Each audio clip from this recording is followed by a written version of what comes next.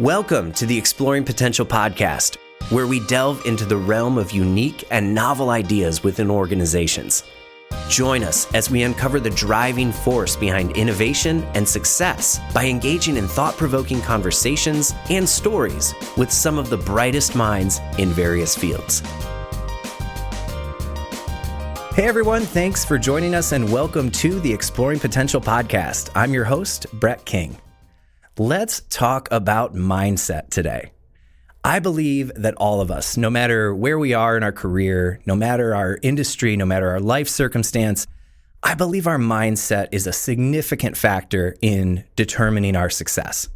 Now, there are thousands of directions we could go with this topic, like a few podcasts ago when we focused primarily on positive thinking as part of our mindset, for instance. Today, I want to zero in on something called the entrepreneurial mindset. As we'll see, the benefits to this mindset and these practices isn't limited to entrepreneurs or even careers and professions. There is value and applicability for all career paths and even personal life. At its core, the entrepreneurial mindset refers to a specific way of thinking that is innovative, opportunity-focused, driven by a desire to achieve goals and create value. This mindset can be characterized perhaps by several key components, like innovation, creativity, risk-taking or resilience, adaptability, self-motivation, vision, goal setting, opportunity recognition, resourcefulness, networking, collaboration, a focus on customers, a focus on growth, just to name more than a few. Entrepreneurial thinking drives innovation and can be used to solve problems professionally and personally. It also encourages personal growth, self-reliance, and confidence. The entrepreneurial mindset is a powerful approach to both professional and personal life, emphasizing innovation, risk-taking, resilience, and a proactive attitude. It's valuable not only for entrepreneurs, but for anyone looking to adopt a more dynamic, creative, and goal-oriented approach to life. Now, we're very fortunate today to be joined by someone who knows a thing or two or three or more about the entrepreneurial mindset, and that is Paul Jaques. Paul is the Burgess Institute's managing director for venture creation at Michigan State University. Paul works directly with Spartan student venturers as they take their ideas to market reality. Paul brings a long track record of successful venture creation with several startups of his own, including Cartropic.com, making the way people buy cars easier, a recruiting firm, We Connect Talent, Brick Shield, a semi-permanent adhesive for plastic brick toys like Lego, 3PL, a logistics and e-commerce company. He's also an early-stage investor and venture partner with Exit Quotient Ventures, an early-stage fund located in Lansing, Michigan. He serves as an advisor for several startups and in his spare time wrote a children's book, Best Friend Dad. Before the Burgess Institute's formation, Paul worked at Spartan Innovations as the Director of Student and Community Engagement. He also served as the Associate Director of Business and Career Engagement for MSU Career Services. Paul is the co-creator of Art Alley, Neo Center, YSG, The Hatching, Conquer Accelerator, and the Momentum Pre-Accelerator. Paul earned his bachelor's in advertising and PR from Grand Valley State University and his master's in public relations from Michigan State University.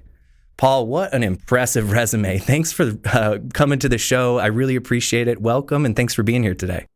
Thanks a lot, Brett. Thanks for having me. That sounded way too long, but that's okay. We got to get it all in there. I mean, especially the children's book. I love that, by the way. Yeah, it was fun. That's awesome. Well, Paul, could you just kick us off? I mean, I did give you an intro there, but would you mind just kicking us off with a little background on you and your career experience and what's transitioned to your current focus? Yeah. So I, got out of the undergrad, really coming out, thinking I was getting into advertising, marketing, maybe even to the recruiting world, but always was a good speaker. So I was out there kind of doing more salesy type things and really loved the entrepreneurial world, getting into my own ideas, really working with young people to start their own companies. And when I was in career services, basically I had a lot of students coming to me saying, I want to start this. How do I set up an entity? How do I get a provisional patent? So I was doing a lot of my own, and me and a few colleagues around the area, we started our own incubator just before the university started their own. That's why I got into this position and get to work with students every day. It's great. That's awesome. That's got to be energizing. I imagine the level of energy that they bring to this has got to be just off the charts. It's amazing, and I see other jobs that are out there, and that would be tough for me to be at. It's a change every day. The students come in with fun and crazy ideas, and they're bushy-tailed and excited. And it's not here to me to smash their dreams. It's really to walk them through the process of this, being a possibility. So it's a lot of fun. That's awesome. I find, we're fortunate to be around Michigan State University as well. And I find, from the interns we bring on to even part-time to full-time hires, there's an energy, being a part of a university system. And I would imagine that, I'm putting words in your mouth here, but your ventures that you've started, I got to imagine these young men and women are really energizing you to keep your stuff going as well. Yeah. And it's neat to see them start things, but like we've talked about in the past, is I learn by doing, and I have a problem, and I'm sure my wife enjoys this, but if I have something in my head, I have to go with it. I have to make it. I have to do it. I have to get it done, even if it's not going to totally flush out and be this huge moneymaker. But I learned so much, and I get to take what I learned from that, either failure or partial success, and bring it back to the students and say, hey, how do you get into this retail space? Or how do you use this manufacturer? Or how do you buy this or work with this? But I enjoy it. And I encourage it to all the employees here too, is get into something that, that you enjoy, that you can get into on the side. And what better way to learn than to just do? We were talking about this before we started rolling, is just, that's the best way to learn. You just got to dive in. And so you're living this example, and this is a perfect segue to talking about the entrepreneurial mindset, because I think that plays right along with it. So I'll just ask you point blank, how would you define the entrepreneurial mindset, what we're talking about? Yeah, so one of the things we have at Michigan State is we have a minor in entrepreneurship. We don't have a major. And when we first started this a while ago, I think a lot of the parents, professors, even students were saying, you're going to teach us to be entrepreneurs? And that's not it at all. We're not teaching the students to be entrepreneurs. We're teaching them the mindset. So we walk them through the language and the processes of what it would be like to be an entrepreneur, but using all of the language of examples. We have come to us and say, I need some funding. I have a new idea, I need some funding. So maybe you're in a friends and family area, maybe you need some angel money. And they're like, what's that? Okay. We have to walk them through the process of just having that mind, thinking about it. Now, teaching them that doesn't mean that they're going to become entrepreneurs. They can. They'll come on and start their own ventures. We have a ton that come through and launch and grow and raise tons of dollars. But a lot of them, and I'd say majority of the students that we see, learn the mindset, maybe go through the process and start something and go on and get a really good job. And that's what these employers out there are looking for, innovative entrepreneurial students. And they're getting some really good jobs out there. So they don't necessarily have to just get this mindset and then go start their own company. And it sounds like many do, but this is something like we talked about in the intro, this mindset becomes applicable wherever you go with it. It's a skill set at that point. Is that right? For sure. And it's almost like I'd say it's almost like a sport. They're the students that are going through our program. It's all extracurricular. They're doing this on top of their schooling and their lives and boyfriends, girlfriends, and football and everything that they do. It's a lot of work. But once they have this, I always show them, I said, if I have 2 resumes, same GPA, same major, same everything, you graduate. But wait a minute, you started a business and you walked through the process of maybe hiring people and raising money and this and this and this. They're like, come here. I want to talk to you. So that's how they get that leg up of how they get those interviews and get those jobs. And I hear it over and over, me with alums from 8, 10, 12 years ago that have their jobs. Every time they do go into a different job, they want to know that they got their degree. They want to know that with their job experience. But their number one thing they say is, you had a startup? Tell me more about that. And I hear it all the time.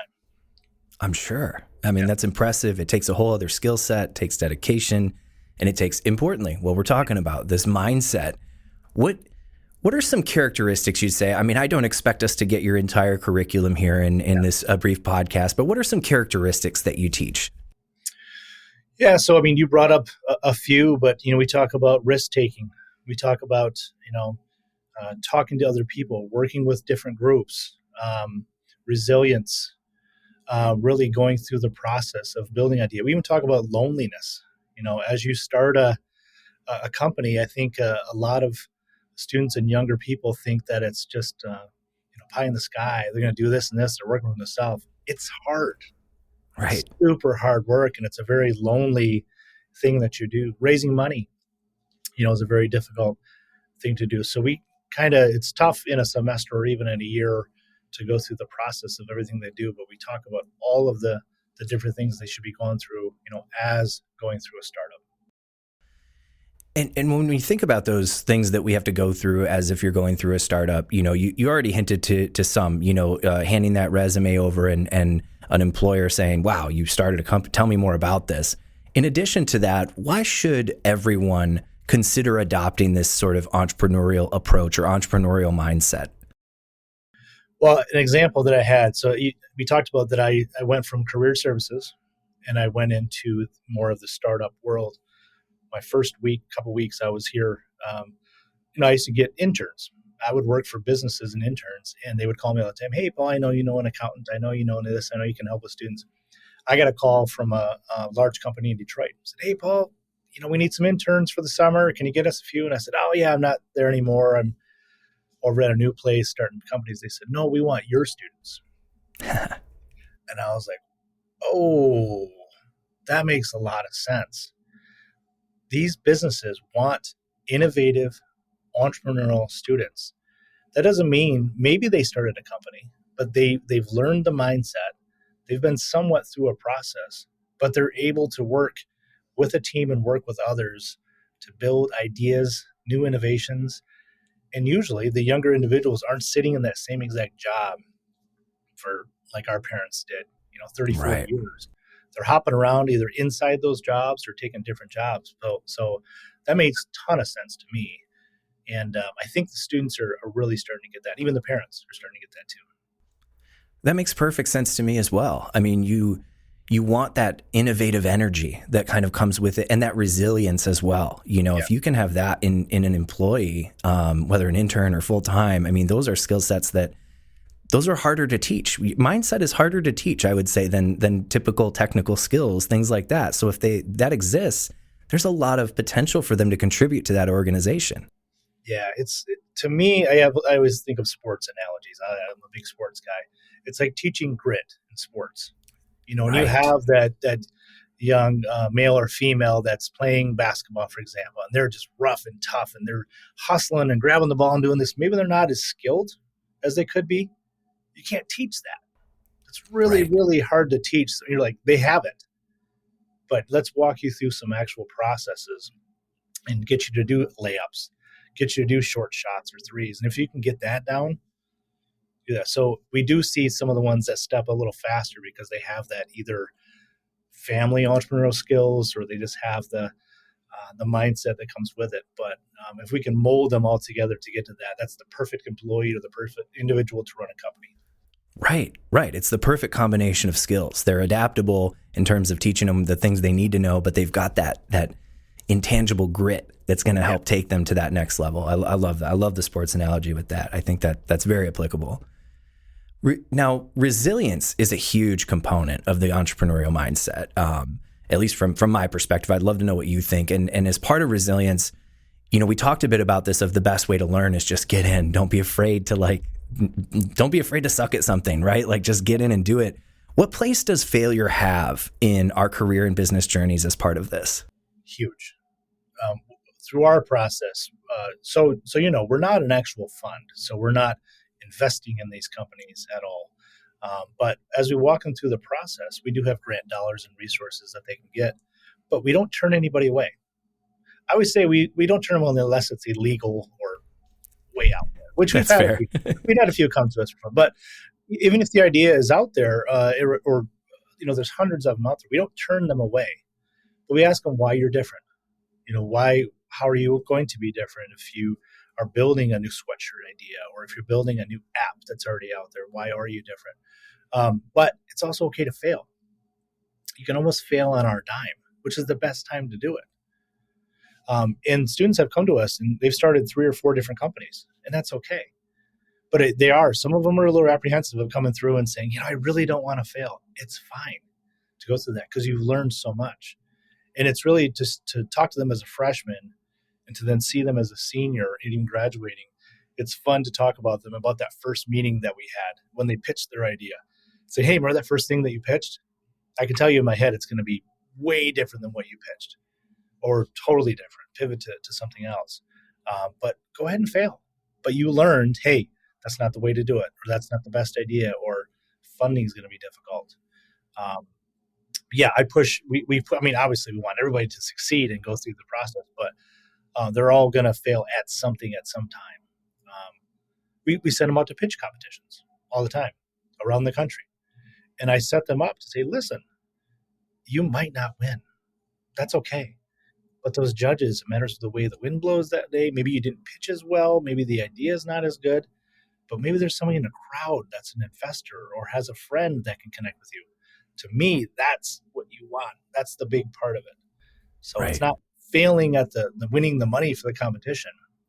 It's selling it to the crowd and the people. So I'm all about it, for sure. It's I love how you put that, because it's not, and this is how we should all look at failure, right? Is that it's not binary, right? Every situation in life, we have an opportunity to learn from and gain something and take something away.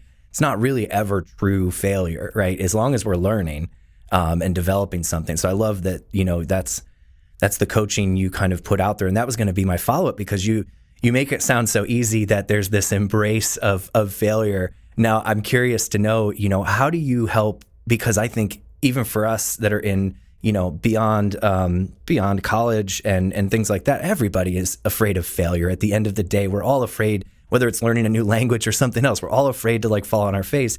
How do you coach them through that? How do you get them to embrace that?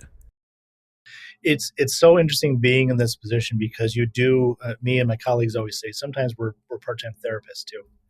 Right. Because they're not only going through working on their startup, but they're going through, business partners. They're going with friends. They're going with different ideas. So it's case by case, obviously, but you become really close with a lot of these teams, as advising them.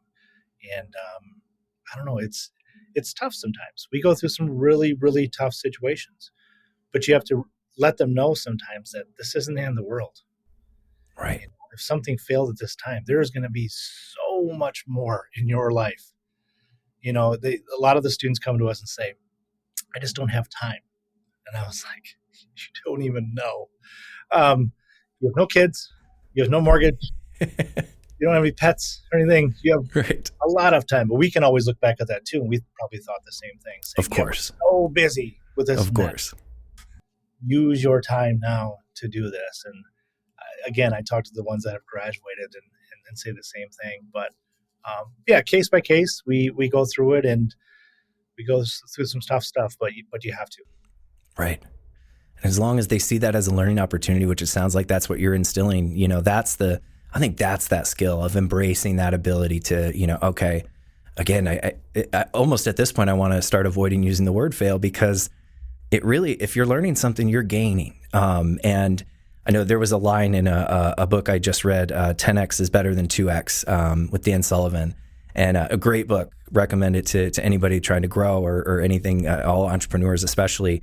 But, one of the big things that stuck out there in that book to me was this idea that everything that's happening to us is for the better.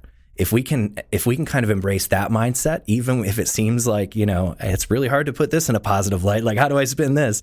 But if you can kind of keep that mindset, then it's hard to keep yourself from learning in each situation and just continuing to pursue. For sure. It happens all the time. I get teams that will call me and say, this product isn't selling on Amazon. What do I do? I'm like, has it totally failed? Have you put everything into it that you think it won't sell? Yep. You got to get it back. You got to figure out where you can sell it and get rid of it. I can't do that. It's gonna hurt. You have to. I've done it, 3-4 times in my life. I can tell you, it's fine. You'll find that next product. You do this. It's gonna hurt. It's gonna sting quite a bit right now. But it is good that I'm able to let them know I've been through there. I've been through that process, and let them know but don't worry, you'll get through that. These students are in such good hands with you, Paul, because you are able to speak to them firsthand about, hey, I've been there. I've been through that. And I think for all entrepreneurs, all executives, all business owners, really, you had mentioned this earlier, it is a lonely position at times, no matter where you're at in the process. And so I think giving them that message, like we've been there, other people have been there. It's okay. It is going to hurt. Don't sugarcoat it. It's going to sting, but you keep going. I think one of the things with teaching with the mindset is it's so tough to really teach lots of things to when you start a business about, for example, I've had a few alums come back and say, wow, you taught me so much of going through this and monies and entities and blah, blah, blah, blah, blah, but you didn't tell me about having employees, but you can talk about it all day, but it is tough to really do it until you're there. Yeah. And, there's all these different things of, missing payroll or having employees or doing different things until you do it and you get that sinking feeling in your chest. You can't, that's a tough one to really talk about. Right. Yeah. All you can do is just give them that, that positive encouragement. Like, yeah, it's going to hurt. And, but keep going. Just learn. For sure. What, if I'm somebody that wants to sharpen this mindset, wants to really hone in on these skills, do you have any recommendations for behaviors or habits that that we could start working on to help cultivate this mindset in ourselves? I actually just had a call earlier today with an alum in the Detroit area and was asking kind of a similar question. They're working on a really early stage startup and really getting some good traction. Like, what do I do next? Like, first off, you got to be around other individuals. You can't be hiding out. You need to be around like-minded people. And you're not out there totally selling the idea right away, possibly. I know, those people that are out there always selling their ideas and pushing stuff. Oh, yeah. Just let them know what you're up to. Because for one, and not to sound cliche, but being a Spartan is huge. If you're a Spartan and you're out there, we help each other so much. It's just networking. Hey, I'm looking at this. Should I get investment? Hey, should I do this? I'm using this software. Should I be doing this? 9 times out of 10, it's just ingrained in us that we're always thinking, I'm not the person, but actually I know somebody down in Chicago that actually does this, and I'm going to connect you. It's just what we do. We just connect with people. Right. So just get out there, get the idea going, and get it to grow organically. And you don't always have to be charging those huge dollars in the beginning. Get it to grow first, and then maybe you'll figure out if it does. That revenue model start filling in. That makes good sense. I mean, it goes back to this. I'm a broken record at this point, but just get out and do it. Yeah, for sure. Just take that action. You had already spoken to some of this, especially as we talked about, bringing new people into organizations. But I'd like to ask anyways, just in case there's more you want to add, what benefits might organizations realize in promoting kind of an entrepreneurial mindset within their employees? So not just hiring for it, but also like promoting the development of those skill sets. What benefits might those organizations realize from that? I think it's huge. I think there was a wave, 3-5 years ago, that a lot of these large companies were trying to set up their own innovation areas, and use that word lightly, innovation. I hear that word so much. Sure. But they're kind of taking their own people and then building these innovation centers, which I think is fine. But I think they do need to either get some training or go through some processes to learn that. So if there is parts of that they could learn to be more innovative or learn about some certain technologies, be so helpful. It would get the business more forward thinking. It's not being stagnant. I brought an example up the other day to a younger person that looked at me like, what? But I was like Sears. Right. Sears thought they were just, doing so well. We're gonna do it. But these small guys on the block named Walmart are coming. They're good. Whatever. Gone. They always got it thinking, what's next? And some of these large companies get a little stagnant. It kind of sharpens their skill. If they're embracing this, investing, it sharpens their skills, allows them to be a little more nimble on their feet, which I don't care what industry you're in these days, you've got to be ready to pivot, right? And ready to just move and embrace new innovations. I mean, I can't think of a single industry that's not in constant change. Yeah, for sure. It is tough. I mean, these and with kids and even the students coming in, they come in with a new technology every couple of weeks. I'm on this platform. I'm like, what's that? I don't know what that is. Or AI. AI has been huge. Right. What's We're seeing just the beginning stages of it. What's that look like? But if you're not up and up with it, and I'm not saying I'm an expert on any and all of these, but I try to be at least working on it and talking to students about it. Yeah, the AI is a perfect example. I think, regardless of what company or industry you're in, you got to at least start looking at what are the potential implications if it's not obvious already. I know we were fairly early adopters of some of the newer technology, just from a standpoint of, we got together as a team. We just said, this is a thing. I don't know what it means yet, but play, Right. just start seeing what you come up with and let's see how it applies. And I think that's, giving that permission to kind of like just explore, innovate, discover, because this thing is real and we don't know where it's going to go. Right. Right. But you got to get into it somehow. That's right. That's right. Well, could you, Paul, you've got so many different examples and startups and ventures of your own, I'm sure. Could you tell us about, one or a couple of your startups and just how the entrepreneurial mindset and this whole approach has played in for the better, for the worse? Do you have some personal examples? Yeah. I'd say one of them is you brought up Brick Shield. That's our kind of Lego spray idea. It keeps large projects together. It washes off with water, so you can actually take it apart and keep working with it. Oh, brilliant. We actually built the product, went through lots of testing and training and to get that out there. And we're really looking at retail. We're selling mostly at Amazon. In the process to getting through that is brutal. We're about to get into Walmart. We had it all set. We were signing a contract with them, and then the buyer left. And we spent a lot of money and a lot of time to do that. But with that, of course, we were like, oh, it hurts so much. We had this huge order. We were going forward. But it was kind of a blessing because we had to bring our prices way down. We had to do this. But I got to learn the process of getting into, I got signed up with Walmart. I had to sign up these 5 or 6 different deals with them. So when these students come in and talk about getting into places like Meijer, Walmart, and others, I know the process. Right. So again, that's that failure side of it that I was able to learn so much from that and walk them through the process. The other thing is we're on Amazon. I know not Amazon like the back of my hand, but we sell totally on there. We started with some huge marketing on there. We don't really market much anymore, and our product kind of sells itself. So I learned a lot of spending dollars on that and maybe changing things up here and there, but sharing that with the students and say, take what I've done, do whatever you want on your own, just giving some advice on that. That's been super helpful. And it sounds like you really were able to embrace having an open mind of sort of where things pivoted to. You had said, and we didn't avoid this earlier either, you felt the sting. You felt the pain of, oh man, didn't want that to happen. But then looking back, wow, that was a blessing.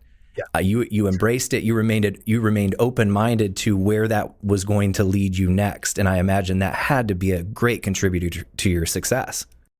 Yeah, and explaining that to a younger person is tough. They are set on their mind. I want to do this. I want to do this. I want to do this. Okay. But keep an open mind because you're going to have to. We've all seen the graphs of, entrepreneurship is not this straight up hockey stick. It's ups and downs and lefts and rights, and it's a mess. So they have to be prepared for that. And that's sometimes hard to teach them, but we have to. It's a roller coaster. There's plenty of memes out there that show exactly what you just did, right? Yeah. There's circles and everything else. There's no clear path, and it's not easy. And if it were, everybody would do it. And I know that's cliche too, but there's truth to it. You have to be resilient. Well, Paul, this has been incredibly valuable. I think there are just so many takeaways in this. But I want to check myself. Is there anything that I didn't give you a chance to speak about on this topic that you feel is important to share with our audience? I think one of the biggest thing, and I think you said it over and over, but I wanted to say it again, is you just got to get out there. The worst thing that I see is I get students and even alums and others that come and say, I wanted to start this thing 6 years ago, but then I saw it on TV and then they posted it. Like, just do it.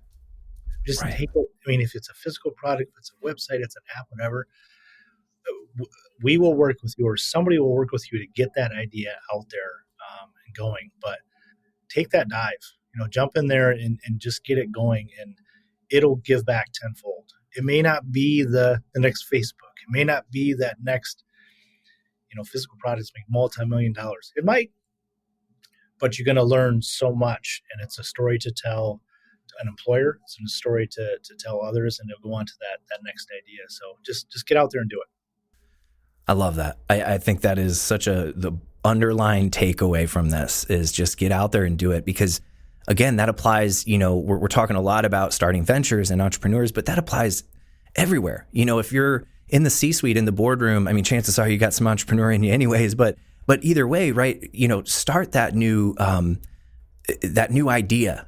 Just try, or set up a team to just try. Or if you're an employee and, you're not starting your own venture, but, you want to contribute to the organization, like what can you do to just get started and not be afraid? We talked before this around like learning language and how we're afraid to, like, a lot of people study language for a year and just be reading and, kind of studying it, but not really speaking it because we're afraid to look silly.